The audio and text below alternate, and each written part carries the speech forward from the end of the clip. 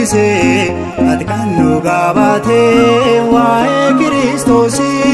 sinboo qabeessa ta'e ani gaafa toloota kennaa waaqsiif kenneen mo'atte diinota wareegamaa dhugaa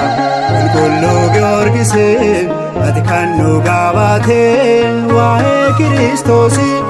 sinboo qabeessa ta'e ani gaafa toloota humna waaqsiif kenneen mo'atte diinota.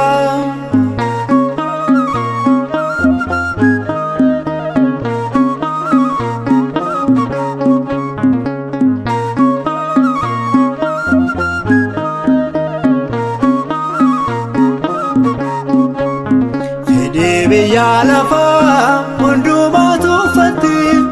ijoollummaa kaastee Waaqa kan filatte amanamummaadhaan ati ni dhaabatti gonfoo ulfinaa sanii ati ni gonfatte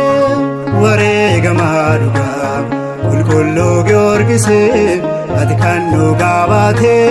waa'ee Kiristoosii sinboo qabeessa ta'e ani gaafa toloota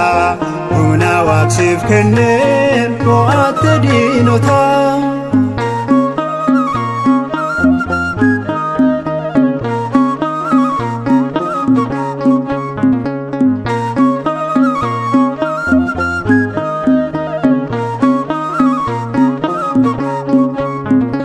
Sirratti kaanii akka Waaqa gantu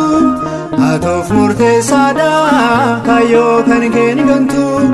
jabinaan dhaabattee sodaa tokko malee fannoo gooftaa keerraa ati gaara hin galle wareegamaa dhugaa qulqulluu Giyoorgisee ati kan nu gaabaate waa'ee Kiristoosii sinboo qabeessa ta'e ani gaafa toloota humna waaqsiif kenneen mo'atte diinota.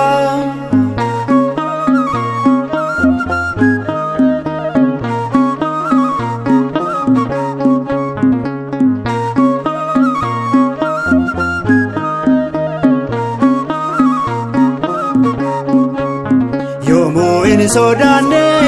ati doorsisa diina maqaa Waaqaa keetii godhatte gaachana kanaaf sin dandeenye warri mormituu kee kanaaf amantuutu jabaadha Waaqni kee wareegamaa dhugaa qulqulluu Giyoorgisee ati kan nu gaabaate waa'ee Kiristoosii sinboo qabeessa ta'e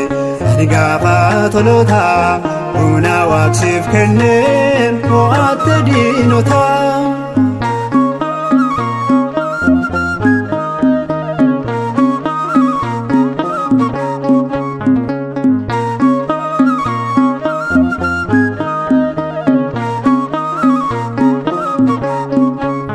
Gooftummaa Kiristoos gaafa dhugaa baate sodaa du'aa fooniif yoom duuba ilaalte amantiin laphee kee nama ajaa'ibsiisa qabsoorri keessanii har'as calaqqisa wareegamaa dhugaa qulqulluu Giyoorgisee ati kan nu gaabaate waa'ee Kiristoosii sinboo qabeessa ta'e ani gaafa toloota